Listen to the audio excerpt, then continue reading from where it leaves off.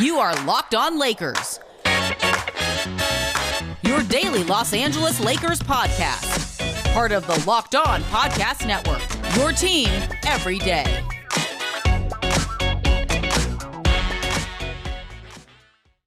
Hey, everybody. Welcome to Locked On Lakers for Monday. Brian Kamenetsky, Andy Kamenetsky. Before we get going, Andy, I want to remind everybody to join NBA Draft Goat Chad Ford, Locked On NBA Draft host Rafael Barlow, and Locked On NBA host John Corrales live this year covering the NBA Draft. It's Locked On NBA Draft 2021, brought to you by Built Bar.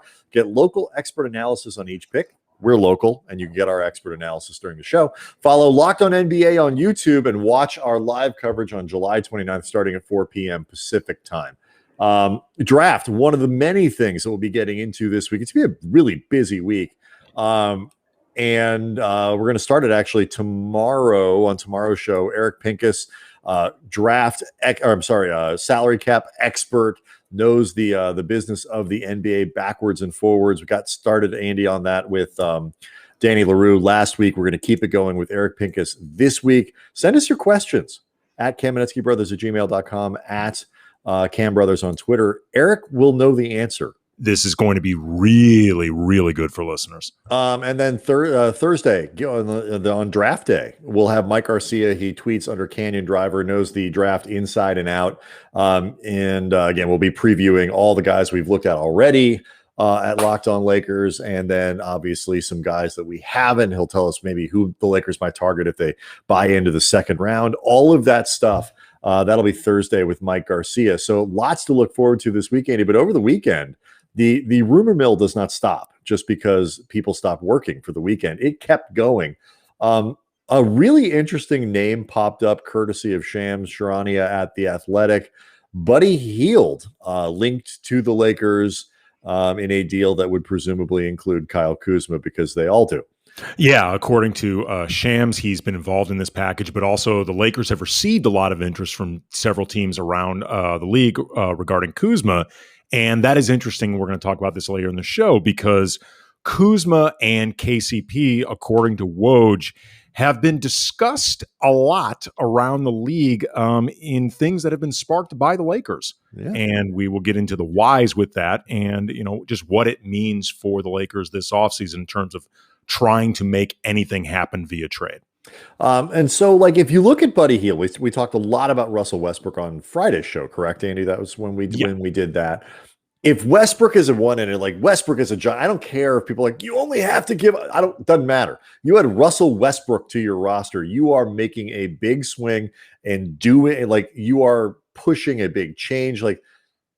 That's disruptive. He's Russell Westbrook. That's disruptive by nature, whether you like it or you don't like it.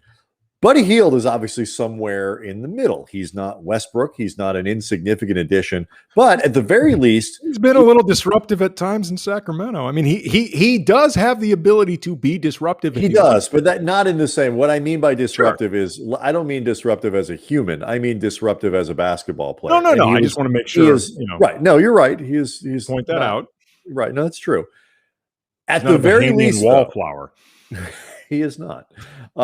At the very least, though, he would address one of the major issues that the Lakers have, which is scoring and particularly shooting, because Hield, regardless of what you think of him as a player, took 10 3-pointers a game last year, hit 40% of them.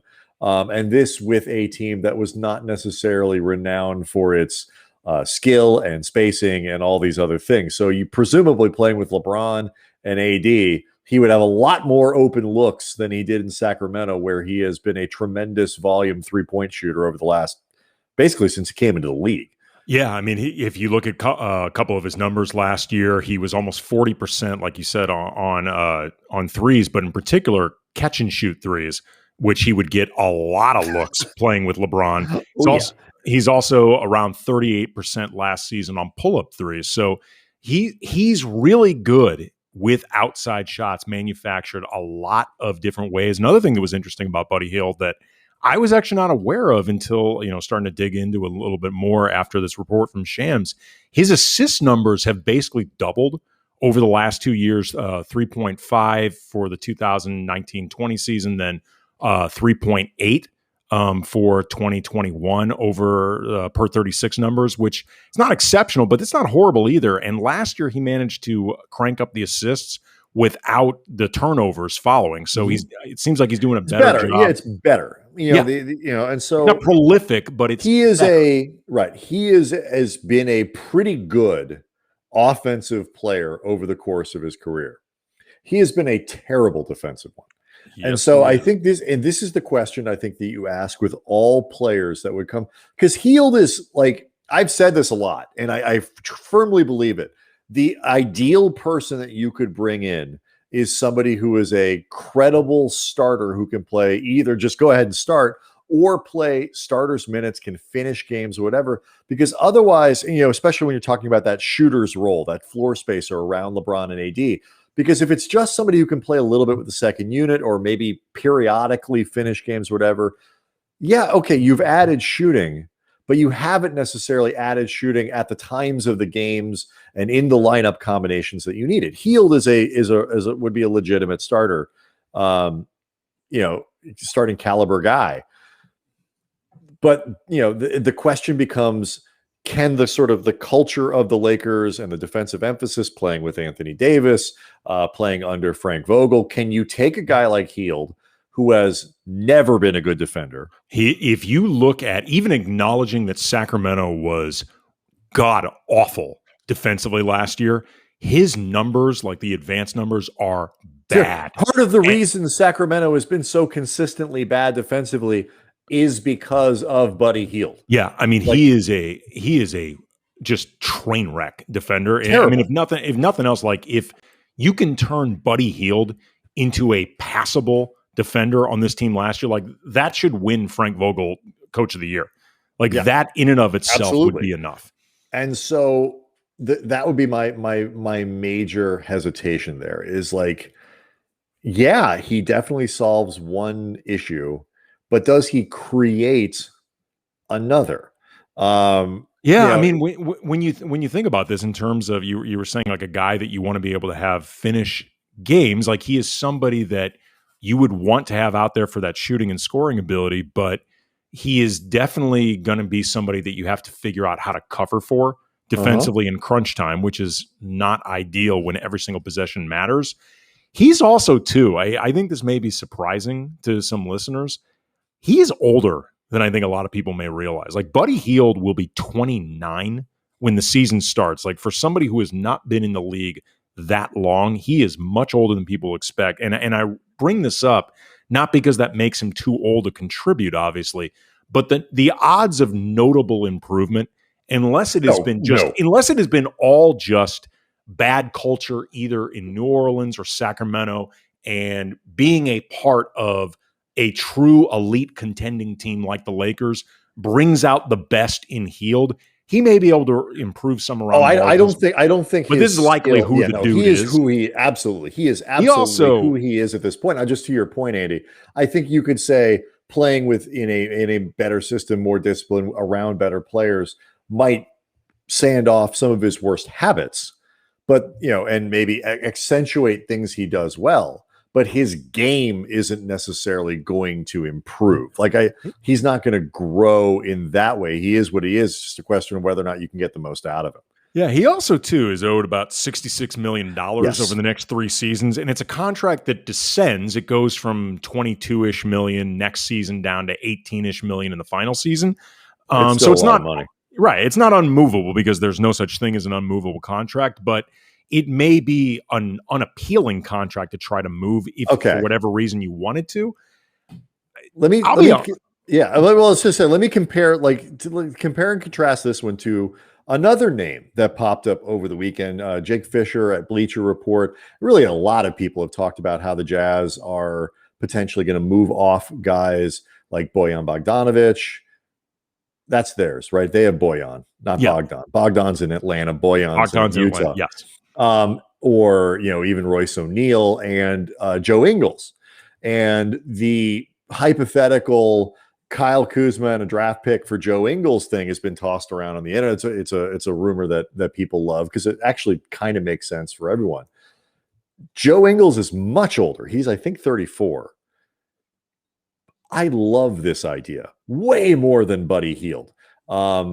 He is on an expiring contract next year, is a better player, has consistently shot 40% from three. And Andy, what I love about Ingles is he's a good defender and he's actually a really good facilitator. He's not necessarily a point guard. He doesn't, but as a secondary ball handler, a guy who can move with the second unit, take some of that distribution responsibility away from LeBron. He's not a point guard, but he absolutely solves some of these problems. I love the idea of them sending, if that were the deal, Kuz in the 22 for Joe Ingles, in a heartbeat, I would get that done. I mean, I'll be honest. I would actually rather them move, try to create a deal if they're going to be talking with Utah and they can't get Joe Ingles. I'd rather have Royce O'Neal than Buddy Hield. I mean, if I could choose between the two, it's a way better defender, and he's actually just as good a shooter. To be perfectly honest, I don't actually think the best deal the Lakers could make with Sacramento, as far as a shooting wing goes, is actually Buddy Hield. I actually think there's a better deal that the Lakers could make. Get into that next. Locked On Lakers brought to you by Built Bar, the best tasting protein bar ever.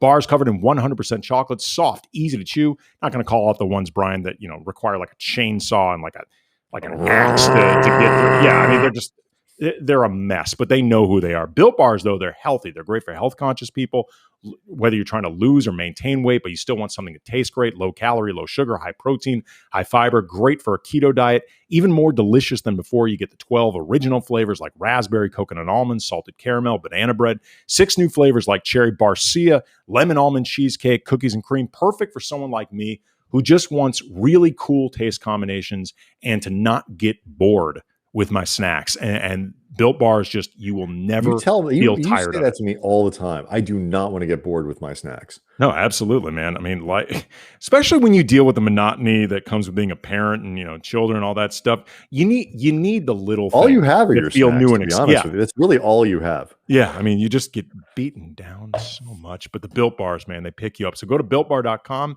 Not that we don't love our children. Use the promo code LOCKED15. You get 15% off on your first order. Again, use the promo code LOCKED15 for 15% off at BuiltBar.com. All right. So, Andy, we talked about Buddy Hield. We talked some about Joe Ingles, and we'll continue to talk about him here in a moment. But you were saying that you don't even think that Sacramento, the best guy you could get off the Kings, in a deal would be Hield. No, if I'm looking to talk with the Kings, if I'm Rob Pelinka, I'd rather have Harrison Barnes. I mean, he's basically the same age as Buddy Hield. He's only about 4 months older, believe it or not. Crazy. Yeah, he's just as good a three-point shooter. The last few years, Harrison Barnes has been around a 40% three-point shooter. He is a way better defender, like night and day better defender. He's more experienced with big games. His deal is 1 year shorter. He needs the ball less than Hield. Like, I would make the exact same deal that you could make to get Buddy Hield for Harrison Barnes. Right, except I don't know if Sacramento would do that. I don't know. I'd be willing. I would, if I had to choose between give up more to get Harrison Barnes or give up less to get Buddy Hield.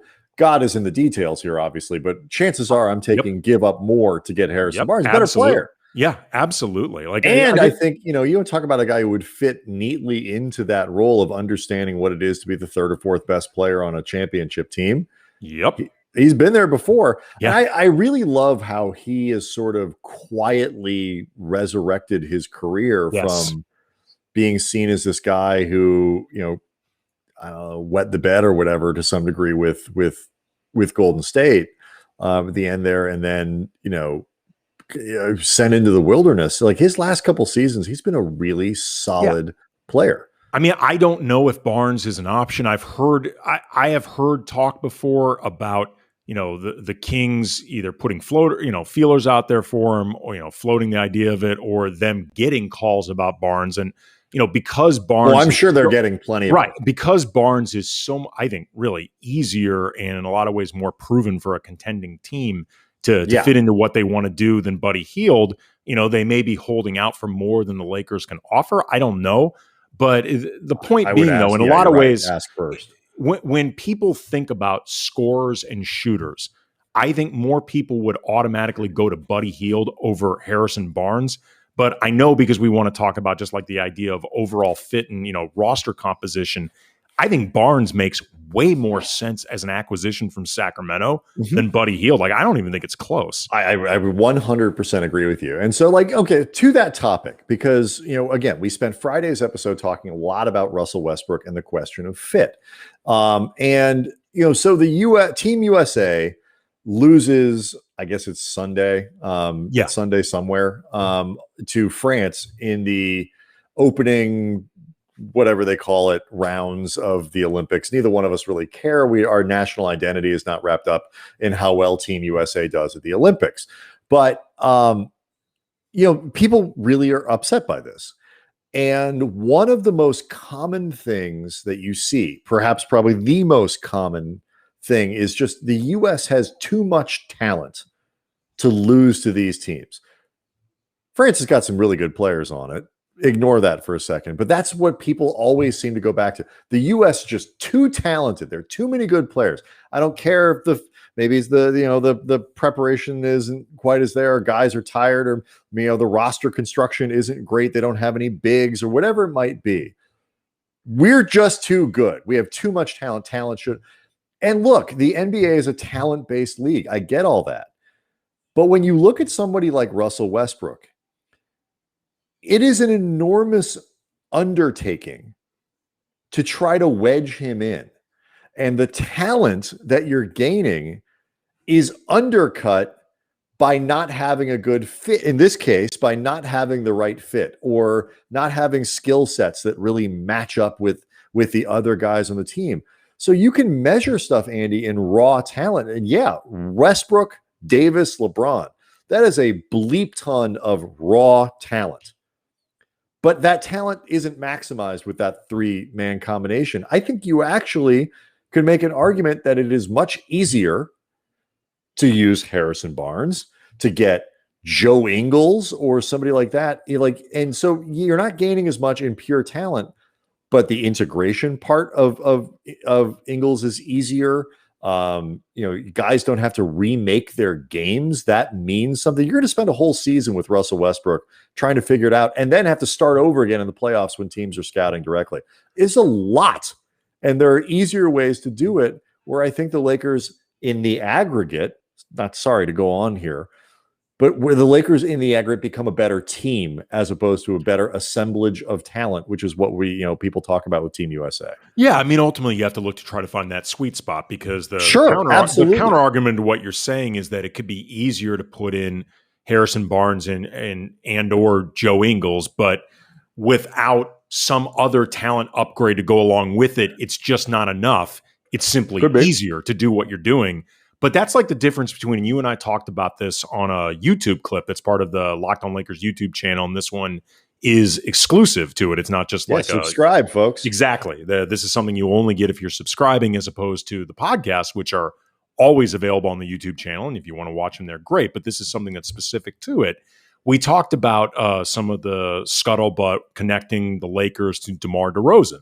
And DeRozan, in terms of his overall skill set, has some of the same deficiencies that you talk about with Russell Westbrook, in particular, the lack of shooting range. But the difference, though, is DeMar DeRozan is a much more overall efficient scorer than Westbrook. In particular, he's way better in the mid-range. He's actually a really good. Look, you're right. DeRozan feels to me to be like he's a great combination of the two of those things. Right. In terms of roster. Right. He's an imperfect fit for what the Lakers are trying to address with some of the weaknesses that they have. Like, he doesn't solve everything. And you could make the argument that DeMar DeRozan as a player may not bring enough of what the Lakers lack to make integrating him worth it. But I would be stunned at the idea that it wouldn't be easier to integrate DeRozan versus Westbrook, because he's a lower usage player. Mm-hmm. He's more efficient as a scorer, and defensively, you're going to have to try to figure out stuff for both of them. So in that, I mean, Westbrook is probably a little bit of a better defender than DeRozan. I think so. But it's you're still going to have to figure out how to solve the puzzle of either one of them defensively. I look, again, the NBA is a talent. We talk about it all the time. The team that gets the best player almost always wins the trade. Like, I'm not saying any of that stuff goes away. And ultimately, you can overwhelm teams with talent. Like, that is a way to do it. I mean, Brooklyn is sort of kind of trying to do that. But the difference is that those three pieces fit together much easier. Yeah, it's not that there's no complications with it involved, and you have to think about certain defensive issues when those three are your three stars. Mm-hmm. But in terms of how it operates on the floor, their skill sets all complement each other really well, assuming everybody is just willing to give up a little bit in terms of usage, how much they have the ball. Like, Zach Lowe, I've heard point this out before, and it's a great way of framing it.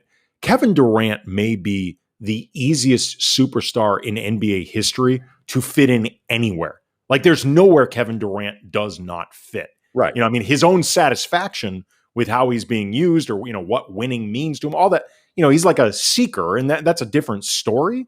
But in terms of how he fits on the court, Kevin Durant can fit with anybody, any team, any teammate.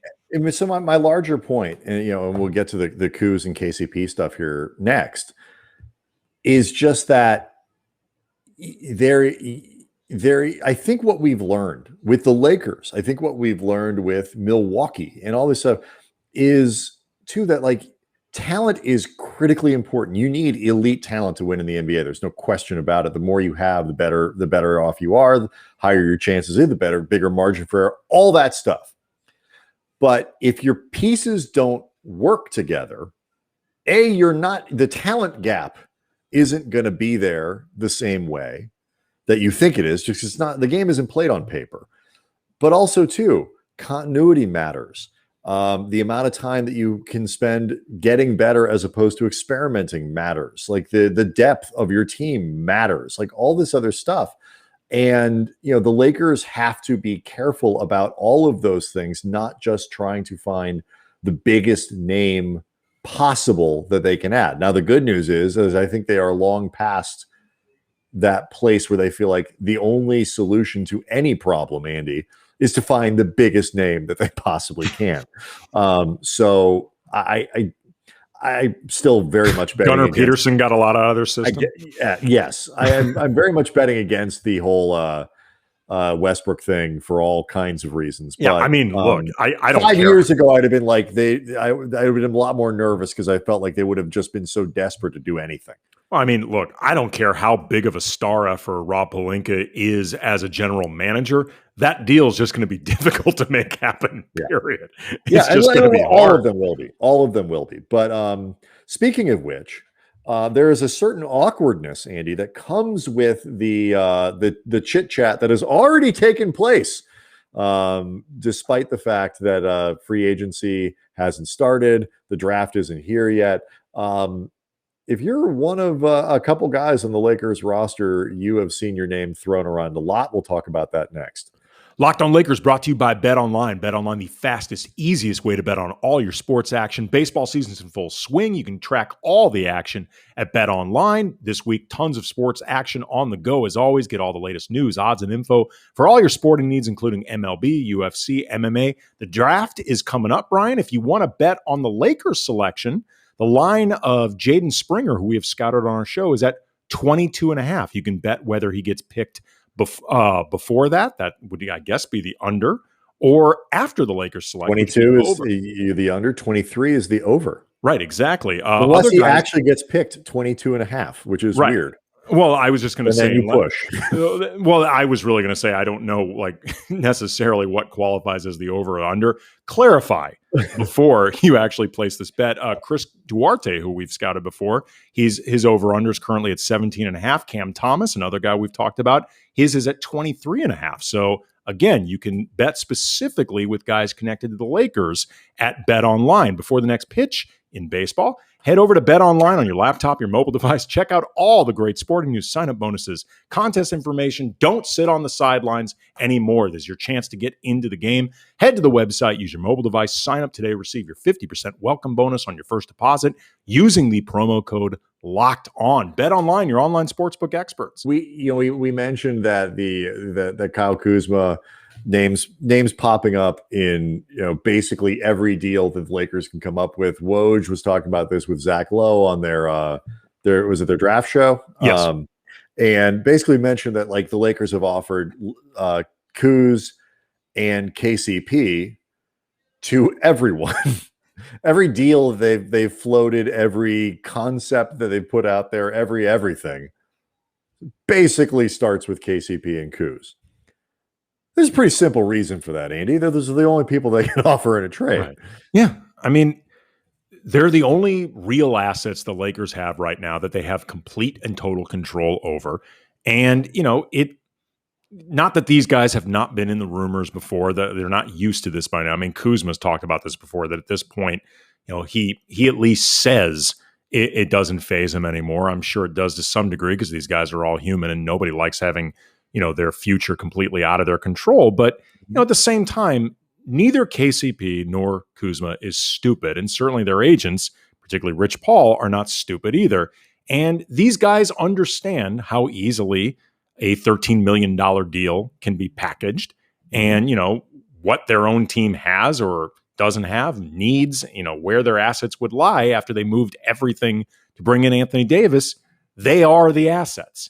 And this is, unfortunately, at times part of the deal with being an NBA player. The flip side, though, is if either of these guys want to ever get moved, if they're ever dissatisfied with their role, or, in case of Kuzma, he's made it clear that he thinks he could do more, even though I think he does whatever's asked and he works really hard doing it. It also makes yourself easy to be moved. And sometimes you want to be moved. But either way, these guys know the score. They know what's up. Yeah, it's funny to me because, like, on the one hand, we talked a lot last year about how it was really beneficial to Kyle Kuzma to get locked up. And, it was a 3-year deal with a 4th year as an option, or was it 2 with 3? I forget exactly what it was. I think it was 3 with the 3rd year as an option. Yes. It's one of those situations where it allowed him to do what the Lakers wanted him to do last year. It will allow him to do again what the Lakers might need of him this year. There's no question that it impacts his overall value. Part of what Woj and a lot of people have been reporting is like there's a really wide opinion of Kuz across the league. We talked about this with Danny LaRue last week from The Athletic. But if it's never going to stop as long as he's with the Lakers and he's signed to a reasonable contract. That's the one part of it that signing the deal was never going to be able to stop. The idea that Kuz would be the first thing that was offered, in that way, and to a lesser extent, just because he's a little bit older and isn't seen, I guess he's just not as big of a name. KCP is in the same boat. KCP is who he is. He's a high-end role player. If you're a contending team, I can see where he'd be of interest to you. I mean, and again, he's also somebody that is easily packaged.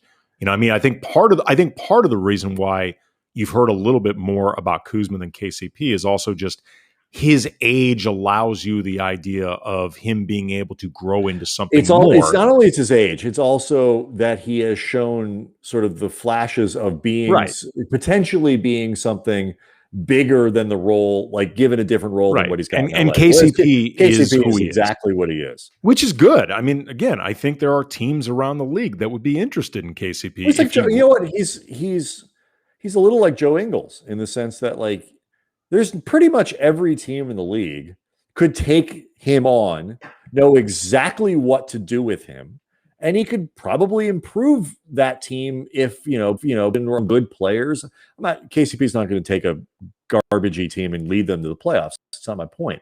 But on a good team, he's got a real role. Joe Ingles on a good team has a great role to play. He's one of those guys that thrives around other good players. And so, Yeah, I mean, to me, it makes a lot of sense. But like, my only question becomes: is there a point, do you think, where being part of trade rumors every single bleeping year, off season, deadline season, all that starts to become something that wears a guy out, wears the relationship down to the point where it could be problematic? I mean, we've seen that before. I think I think what really does this, because like for example, with Pau Gasol, like the last couple of years that he was with the Lakers, where he was just being very openly, transparently shopped, you could tell by the time he eventually left and went to Chicago, he was pretty upset with the team. I think it has to do, I think, with just how much communication there is with the front office, and the player or the agent, and also just how respected you feel along the way. Powell, for example, again, clearly felt disrespected in ways that I totally understand. I mean, the way the Lakers went about doing this was pretty callous. Yeah, I mean, not that they owed Powell but it was loyalty past. It's not that you owe him. It's you owe a certain way of doing it. It's not, nobody is above this, beyond this, whatever. But it's the how matters and control. I'm sure it gets old. I'm sure it sucks at times. At the other hand, $13 million makes it a lot easier to deal with shit that sucks at your job. Right. I mean, the worst thing that happens is you have to live in Sacramento for a couple of years. Lots to cover this week. We'll have Eric Pincus on tomorrow. We'll take your questions all about the salary cap, what the Lakers can and cannot do, what things might look like heading into free agency and trade season. We'll have Mike Garcia on Thursday to prep everyone for the draft. Make sure you check out Locked On Lakers on YouTube. We'll see everybody next time.